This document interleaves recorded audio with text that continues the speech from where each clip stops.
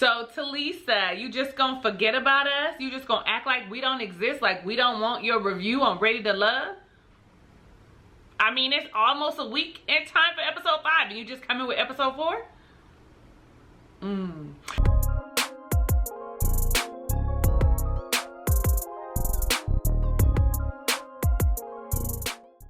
What's up? How you doing? Ray of Sunshines. I am your girl Talisa Ray, lifestyle coach. We are reviewing Ready to Love season 4, episode number 4, sipping wine and spilling the tea. Like, we want it piping hot. We want all the fixings.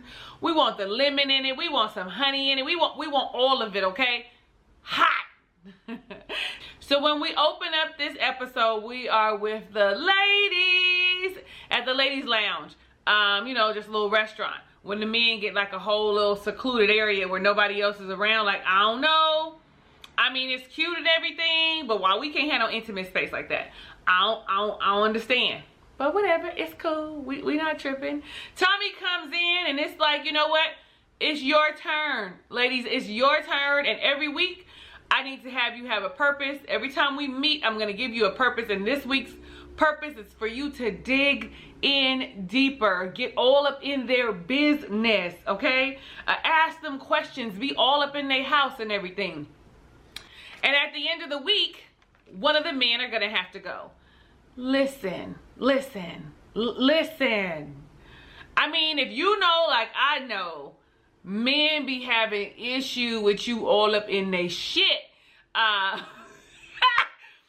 You know, not necessarily with the asking questions, but you know how y'all be snooping. You know how y'all be nosy. You see how I say y'all, because I don't do that. I don't want nobody in my shit either. But that's how I feel. I feel like when he said that, I feel like, oh, this seems intrusive. You want me to go into their shit, look up in there, all up in their business? Like, you really want me to be judging them? All right then, Tommy. Tressa said exactly how I was feeling. Like, I don't like to go in and invade people's privacy like that, but since you asked me to, I'm gonna go all up and see where their herpes medication is. I was like, child, listen, more people have herpes than we know. Some people don't even know that they have it, so it's a thing. It's a thing. She's absolutely right. He might have his Valtrex in the damn cabinet. At least that's what they used to use back in my youth. That was what the commercials was. I think it was Valtrex. Anyway, let's keep going. Vernisha, honey, has been invited to Joel's house, and his house is nice. It's nice. She look all cute and stuff, body banging. I was like, does she got a bra on though? Like, I know your titties look good, but sisters, in your nipples, like right there, like, is they put some tape over your nipples? Ladies, if you're gonna do it, put some tape over your nipples, please. I mean, shit, y'all might find it sexy. Let me mind my own business. I'm not here to judge you. Dress how you want to dress, because if you see me out on the street, don't say nothing. I'm just kidding. Anyway, he has it all set up nicely. Breakfast would look like mimosas. He's got some flowers up. I guess he made some eggs and some bacon or something for him. He comes in, he hugs her. I guess the producer asked, what does she feel like? And let me make sure I get this right. Feels like all parts of Mardi Gras Zulu party, soft and warm, don't want to let go. Listen, I love when a man describes how you feel, but for me, the thing that gets me is when they say you feel like home. Oh, you feel like home. This feels like home. Your spirit feels like home. You know what I mean? Like, your energy feels like home. Like, this is where I'm supposed to be. That always gets me, okay? But listen, future boo bae, current boo bae, whoever's watching this, don't think that that's gonna work for you, okay? I didn't told you what to say, right? So now I'm gonna be looking like, if you haven't said it already before watching this, then it's not gonna work. Oh, I wrote down, why we gotta be eating cute like that? I mean, she literally, like, I guess because it's on TV and she in front of a new boo. But if you eat regular and you have, like, manners and etiquette, then you're not gonna look bad when you eat. I don't know why we do that. Girl, pick up the fork, eat, chew. Unless it was just all for setup. She tells him that it's good, that he did a good job or whatever. So a conversation ensues, and he starts talking about his outdoor kitchen that he's making. I thought we was gonna get to see it. That he's good with his hands, like when he said when he was married, I think her name was Courtney, that was his role. He was good with his hands, fixing things. Listen. I mean, as a woman who owns a home, like, come through with being able to fix the shit, okay? At least at minimum, know how to find how to fix it or take the initiative and have someone fix it. Like, I just melted at the fact that he was like, I'm building an outdoor kitchen, and that's the shit I do. I've always taken care of all the manual labor. Like, I know that seems like, I don't know, a little like patriarchal, a little chauvinist, that I want them to do it. I can do it, okay? Understand that I know how to follow directions, but it's not some shit that I want to do. But I can do it. I'm a Virgo. I can do damn near anything. Anyway, he said that losing his wife, being a widow, changed him. She asked for the good or for the better or for the worse. And he was like, I wouldn't say either way, but just that it changed me. As a widower, I can completely understand. It did change me, and for me, it changed me for the better, right? It wasn't for the worse. It was definitely some introspection. So this is part of why I like Joel, because of his Southern hospitality, because he is a widow. Like, I can relate to him on that level. Like, these are things that I like about him. But she asked him, well, what do you like about me? And, you know, don't be afraid to ask a man who says that they like you, well, what is it that you like about me? Do not be afraid if they're not opening up and sharing, because when you ask somebody what they like about you, they should be able to tell you. They should be able to say, I like your personality. I like your energy. I like that you listen. I like that, you know, you're well-versed. I like that you're a Renaissance woman. I like that you're beautiful. They should be able to pinpoint something. Otherwise, they gaslight you, right? He says that he likes that she's a mother and that she takes care of home. And I'm like, is that a thing that I really want you just to like about me? I want you to like something about me, but they're still getting to know each other. So I'm not going to be too hard on him. I wrote down, though, that she's a real ass person. Like, she's not one of these people who are just trying to get her name be known so that you see them later and they're doing stuff, you know, for TV or media or whatever. No, she seems like a real ass person. Like, she really wants to be married and find love. He says that she gives no red flags. No, excuse me. She says that he gives, is that what I said? No red flags, and that she can see that they can easily blend their families. Next, we see Alexis and Troy, child, together. And you know what? Alexis comes straight out and tells us she needs to have a conversation with him about the things that he's doing with everybody. Like, don't do what you do with them with me. I feel the same way. I really feel the same way. But I understand that there's only so many things you can do. And these people are all together. And so they are going to have conversations. And word of mouth is going to happen if you are doing the same shit with everybody. You kiss her on the cheek, you kiss her on the cheek. She get a birthday trip, you get a birthday trip. All lies anyway. But I'm really getting beside myself. So he says that Alexis comes in and she looking all kinds of fine. You know, we men are physical, or attracted to the physical parts of you first. I can't disagree with that. Tells her that, you know, it's electrifying and he gets butterflies, and she's straight up, oh, you getting butterflies now? Like, right then, if he was intuitive, he would know that there's an issue. You getting butterflies now? Like, okay, yeah, whatever, homeboy. Caught myself. She says, you know, I know you've been trying to reach me lately and I have not been responsive. I haven't been, you know, returning your texts and your phone calls, which alone tells you that someone does not fuck with you. Like, I'm not gonna keep texting you and you ain't responding.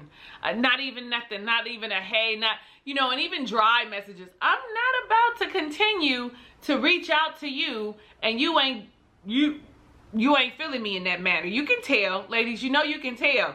Sometimes people have stuff going on and sometimes we are busy, but I'm gonna just text you and let you reply. If you reply, great. If you don't, or call you or leave a message, whatever your mode of communication is, I'm gonna do that. And once you don't respond, I'm gonna be like, oh, okay. She tells him, I know that you've been giving the same energy to all the ladies, okay? Several of the ladies. I mean, and I say all, but lots of the ladies, telling them, you know, that they're your number one and that you're gonna take them on, we could go on a birthday trip, and kissing them on cheeks and whatnot. And she explains, you know what? I need it to be about me. Date me. Focus on me, not on other people. But I'm gonna go ahead and give you a pass because we are in this like dating environment where we are supposed to date other people. Yeah, and the only reason that you know he's doing this, Alexis, is because you are in this sort of experiment where everyone knows that everyone is dating other people. So in real life, you are just speculating, you know. But in real life, this is what it looks like. You just don't know it. She then talks about the kiss on the forehead and how, or the cheek, and that she don't like that he doing it with everybody. And he's like, I didn't kiss you today. You didn't? Let me tell you how he does it so much that he doesn't even realize that he's doing it, or he's just a straight up liar. And I'm gonna go with the latter, that he's a liar. Cause I rewound it just to make sure that I remember seeing him giving her that little pet, which is what, you know, people who like you normally do when they greet you. This lash, honey, is getting caught with the hair and making it look heavy. Anyway, so it's normally when you know them, they hug you and they kiss you on the forehead. Unless you really know them, then they kissing you in the mouth. But for him to just be like, oh, that's not my MO, that's not what I do, when just last week or the week before you said that that was what you did, that was who you are, like, you're a liar. And I just emotionally immature, and that's why you're 51 and haven't had any real connections. I know some people were mad, like, because I had said how you 51 and they never. What I mean is, you saying you ain't never been in a serious relationship. Well, this is why. Something is off about him. And I'm getting beside myself. He started chuckling, and she straight up was like, listen, you laughing, but I don't find shit funny. Like, what are we laughing about? Like, I'm being serious. Then she goes on and say, well, who's your number one? And I felt like, you know, it is really too soon to be asking somebody to classify and categorize who their number one really is. Because basically it's aesthetics, right? And so right now, you're going to hurt your feelings, because if he be like, yeah, no, you know, I don't know, somebody else, Liz is my number one, though I don't think he dated her. You know, you might end up essentially hurting your own feelings. Just go with the flow. Like, stop with the comparison. Stop trying to rank yourself. Like, what's for you is for you, and it's gonna be known, and we should be dating. I just want to go back to that really quick, ladies, and make sure that we're doing what the fellas are doing, and we're dating. And I know some of y'all gonna be like, I can't date more than one person. How do you know? How do you know? Because you date one person and then you just start liking that person, and then you start dating someone else, and now you can't get to the other person because you just been liking that one person. I'm gonna need you to date more than one person. Even if you like somebody, have somebody else take you out, because you end up finding out that there are other things that you like about somebody, or some other things that you want. And sometimes it opens your eyes to, like, you know, this is definitely the same thing I've been doing and I don't want it. So date. Are we dating? And I didn't say fucking, having sex, giving up your goodness and mercy. No, I didn't say any of that. I just said dating. Dating, going out to the movies, for walks, picnics, dinners, breakfasts, anything, hiking, swimming, beaches, whatever it is, dates, painting. You know what I'm saying? Are you dating? Not screw all these people, because I get not being able to have sex with more than one person at a time. But I don't understand why we cannot date and get to know more than one person at a time. You do have more than one friend, don't you? Okay. As you can see, this is already going to be long, because I have lots to say all the damn time. And because this is relational, it really be my zhuzh, like giving my opinion. Okay, so then we see Amber and KG Smooth, Amber and Chris. Listen, on the end, like, you know how they give the snippets during, like, the previews for the next one, and they show us snippets of, like, the end of who's the matches, and it looks like KG and Amber make it to the end. I was just looking at somebody with like a gold dress, and she's a little bow at the bottom, and it's him looking at her. So I'm wondering if they make it to the end. And who was that said they felt like it wasn't fair that he got another chance? Was it J-Dub? Was it the she shed? Was it FAMU chick? Which one of y'all said that you felt like it's not fair that he's taking the opportunity? He had his chance last year and he made a mistake. And so, oh well, which one of y'all was it? I think it was J-Dub. But nevertheless, let me keep going. They have like a fitness date. They go on like a boxing date. And you know, she said, you know, I don't like these group dates because I want the focus to be on me. Now, I'm going to have to agree with her. Only time group dates really work out well is if we don't really know each other and I don't know who I like or who I have chemistry with because I need to go and meet everybody. But once I got my eyes on somebody, child, I want to sing. I want to date with you by myself. I want to look into your eyes. I want to bat my lashes. I want to smile. You know what I'm saying? I want to get to know you. So I'm with her. And then when she was like, because, you know, men can't really multitask anyway. I was like, So they doing like some sparring, right? Boxing. And he's like, isn't that what it's called? When they hold this and you hitting the bag. And she's, I mean, hitting the things, the gloves that he... I think it's called sparring, but y'all, I don't know. Y'all tell me if I'm wrong down below in the comments. I actually like that date. I think it's a really cute date, cute idea. All she doing the whole time is cheesing. Honey, she always had a thing for Chris. Honey, oh, I feel like last year she was looking at that like, yes, if it was me, I'd be like, I felt like that's how she was doing. Oh, if I had an opportunity to be with Chris, I would like, I really feel like that's how she was acting when she saw last season. Cause she's smiling hard, he's smiling hard. Both of them got that chocolate skin with them beautiful white teeth. Okay, I don't find Chris attractive, but I think little Amber is adorable. They talk about like their life a little bit. She said that she was adopted at 5 years old and that she recently met her biological sister who's older than her, right? Because they were adopted, she was 5 and she was 7. Then she went on to say, you know, out of my biological siblings, I'm the only one that actually graduated high school and went on and went to college. Like, I'm the only one making something of myself. And I thought to myself, yo, siblings is watching this, bitch. They gonna be mad at you. They gonna be mad and be like, this bitch thinks she better than me. Why she had to say that out in public like that? I'm just saying, people be in their feelings even when they know that it's true. So Chris says, you know, I got like a similar thing happening. My dad had 11 kids from 9 different women. What? Come on. Papa was a rolling stone. Yes. Wherever he laid his hat was his home. But when he died, all he left was alone. Like, so I mentioned it last week.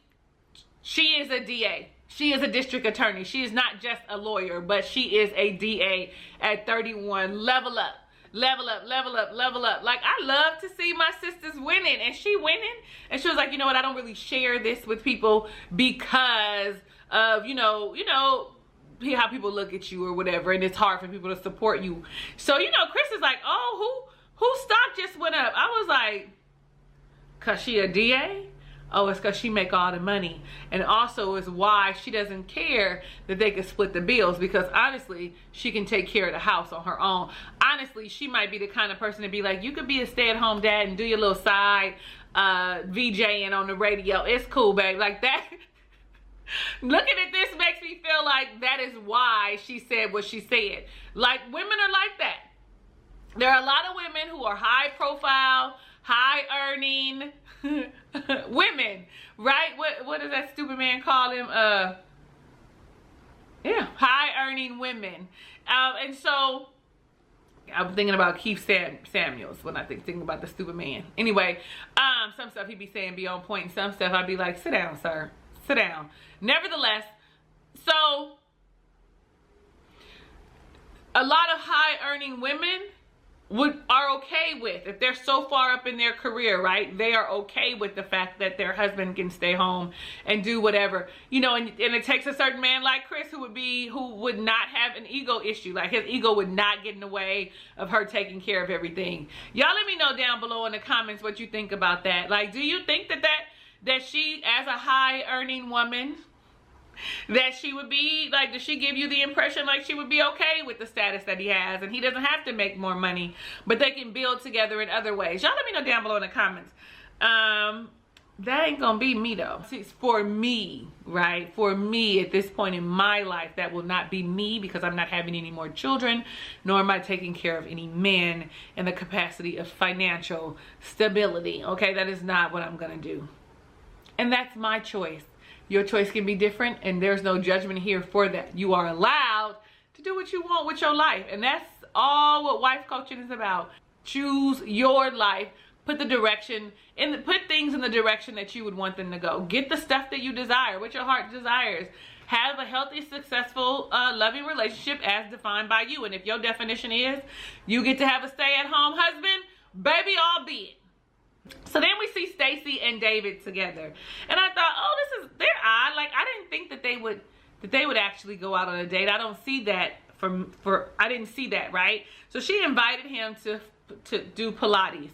Another fitness kind of date. And so when he walks in, you know, she's bent over stretching. And I thought to myself, isn't that something? Did they tell her to face the door bending over? Like, David is not moved by that? Like, does she not know that he's waiting until marriage? Like, I mean, you know, he might find her physically attractive or whatever, but I don't think that he's swayed by like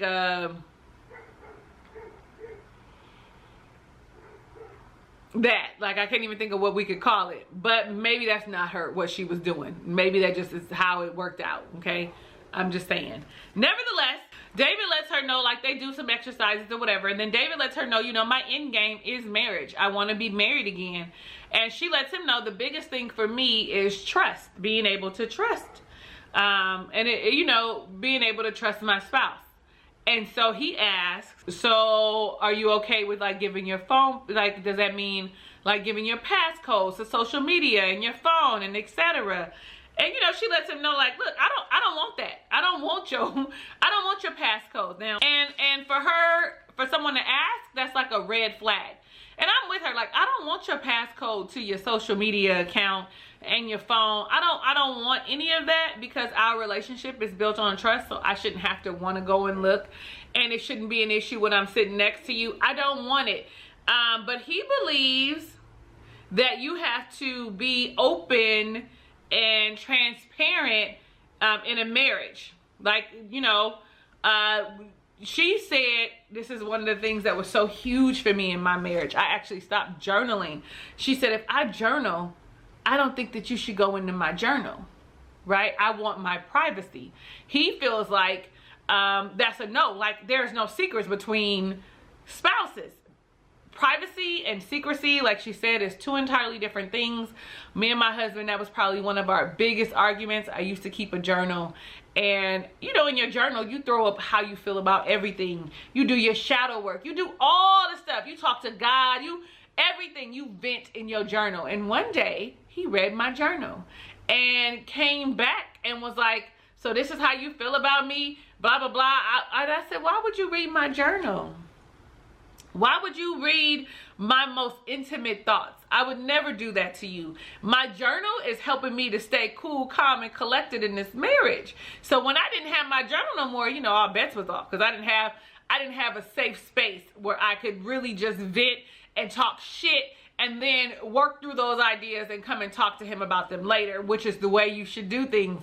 You just violated my innermost thoughts and details. Now, y'all let me know down below in the comments how you feel about that. Do you think that your spouse should have all access to all of your things? Y'all let me know down below in the comments. And I'm specifically talking about things like journals, because yeah, granted, phones and passcodes and shit, that shit is small in comparison, right? Small. Bank codes, I should probably have those in case of emergency, etc. But again, we have built on trust, but there should be a level of privacy that I have. I'm still an individual, and I should be able to choose what I want to talk to you about. Anyway, y'all let me know down below in the comments. Y'all hear what I'm saying. So she said that after this date, she feels like that they aren't on the same page, that he's mistaking privacy for secrecy, and that's not what it is. Like, I'm not keeping secrets. I just want stuff of my own, e.g. my journal. Like, that's how come that probably hit a nerve for me because I have had the situation with the journal. Then we see a group date with Jason, AJ, Liz, and Alexis. They go and they play cornhole, and Liz is slaying at cornhole, okay? She got good eye-hand coordination. So Jason tells us in his diary cam that he's having a hard time, like, switching with Alexis from being a parent of a child that he coaches, and then being of someone, you know, that he could be intimate with. And let me share something. He don't like her. She likes him. He's not attracted to her. He likes Kyra, right? Kyra is what he likes. Kyra's tall, you know. Kyra, they had a good date. He likes Kyra. Honestly, I don't think he likes Alexis, and she likes him, because here's what I know about coaches. When they find you attractive, honey, they will holler at you whether your child is on the team or not, okay? They might just flirt with you all the time until the season is over, but they will. I know it firsthand that is what they do. I got 2 boys, and, you know, I'm kind of easy on the eyes, says me. So I know that when they're interested, like, yo, her son not even on the team no more. He don't like her, and he need to just stop playing games. She says that her love language is time, and you know, of course, she means quality time. You know, she don't care about diamonds and gifts and all of that, though it's nice to have, but I prefer someone who spends time with me. She then talks about, like, lady time, and I'm all like, why would you bring this your first one-on-one date with him? Why would you bring up your monthly time? Like, I guess that's when you need the most quality time and someone to be around. Why, sis? Too soon? You don't know him. He needed a drink. He was probably turned off by that. I ain't gonna even lie to you. I don't know you well enough. You see Liz and AJ talking, and AJ says that, you know, you're really regal. You've got your cape on. And Liz just comes out and says it. What do you think about sex before marriage? He asked her, are you celibate? She said, I'm abstinent. He asked her if she's waiting for marriage. She said she's trying to figure it out. Huh? You trying to figure it out? Huh? Honey girl, just say yes if that's what you want. Because you said that you want to build a connection and you want it to mean something. And he was like, are you still a virgin? Have you ever had sex before? And she was like, yes.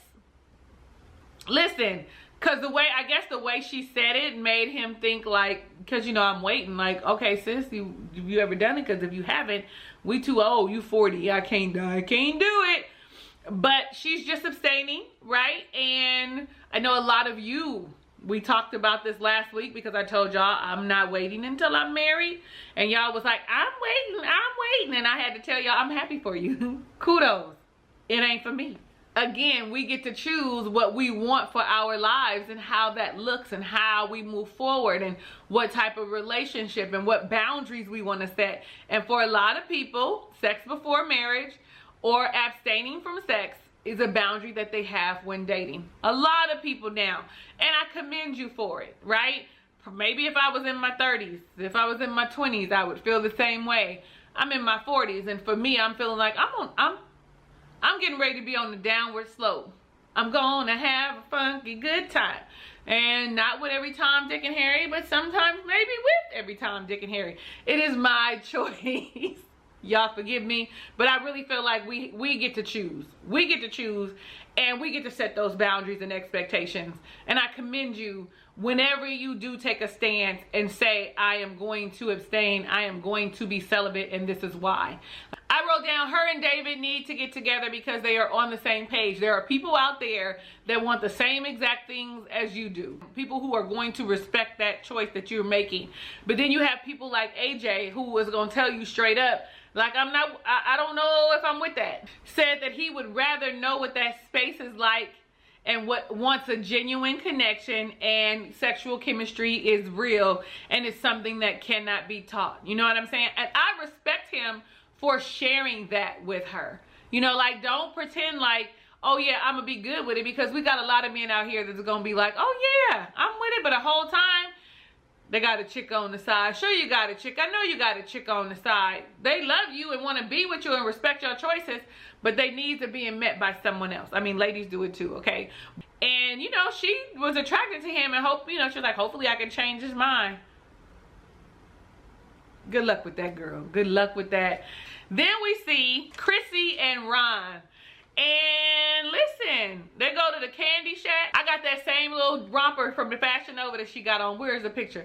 I'm gonna put the picture right here. See it right here? Honey, that was for my birthday 2 years ago. Fly as fuck. Y'all couldn't tell me nothing. I just want y'all to know you can wear whatever you want at whatever size you want. Confidence is everything, because I'm definitely not Chrissy size. I mean, Chrissy got to be like a size 4 or something. She is small. She bought a size small. I bought a size extra large. Extra large? That's me. Extra large? Yes, that's what I needed to wear. So, okay, that's not what this was about. When they start having a conversation, he talks about how he was from Detroit, that he went to jail when he was 18, but he was glad that he understood that he needed to go, that it was important to go to college. So he might only went to jail for a little bit of time, child.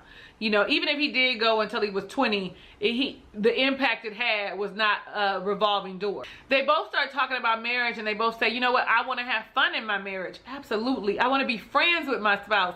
Like, I was not friends with my husband. We were not friends. We did have fun, but I feel like it wasn't a safe place where I could have conversations with a friend. Like, he wouldn't, of course, you don't want him to be like your girlfriend, but you do want him to be your best friend. Like, this should be a space where we could have a good time and I can share and we could get upset and be friends again. You know what I mean? And be in love again. Just what I think. Y'all let me know down below in the comments if that's what you think. Chrissy said, let it be known, you know, I want someone that is going to be able to provide and to protect. And Ron says, that's nothing. That's easy. Now, this is the one thing I do like about Ron. I do like that he is very traditional, hierarchy, God, husband, wife. Like, I like that. I'm a traditional girl at heart. Even though I take care of everything myself, I would love for someone to come in and lead. And that's what she said. I want someone to lead. Now, I ain't gonna follow no fool. And so I want someone to come in and lead. And he was like, that's the easy part. The part that I want is somebody to want me, to know that I need them, that they are important in my life. Hold on, because I'm ad-libbing here.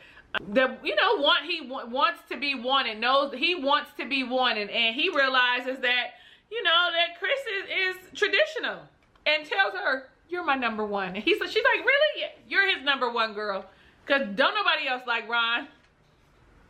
Not yet, anyway.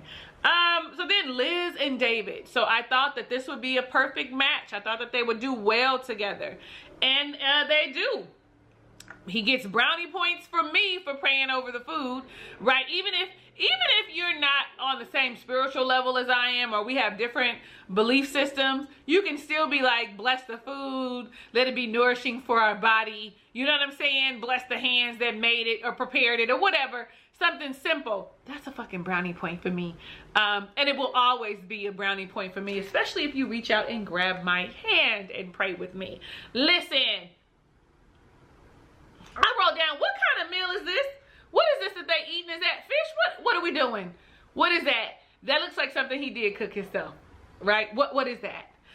He starts talking about his relationship with God, because she asked him, so since we both have like spiritual backgrounds and were raised in the church, how was that for you? And he was like, you know, I couldn't have girlfriends. My mom would answer the phone, praise the Lord. He was like, so ultimately when I left, I went buck wild and forgot about my commitment to God.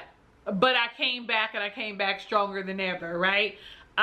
She shares that she has not been in a true relationship in 17 years. Like, you know what, I've had situationships, but nothing that was going to lead into marriage. Okay, that's part of probably why she's decided to abstain. Part of a lot of people's real reason is because their judgment is clouded, right? Especially when your end goal is marriage and you've never been married, that might be a thing for you.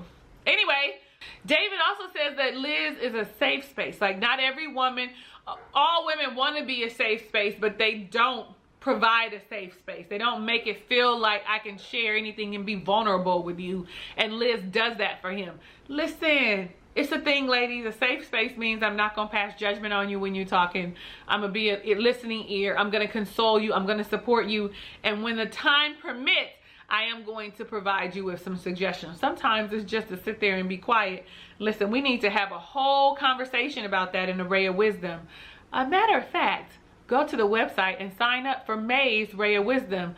The question this month is, how do you know you're really ready to love? It is for the ladies only right now. So go ahead and check it out. Website down in the description box and right here. Go ahead and sign up. I only have a few spots. I just put it up so lots of spots are open right now. It's free at no cost, and we just have a safe space where we can have a conversation and share thoughts and ideas as women, right? Connect as women and figure out how we get the connections and the love that we want and desire, or the friendships that we, the relational connections that we desire. We may even become good friends and family on here. So y'all know what to do. I don't remember what date I have it set for, but understand that it's up there.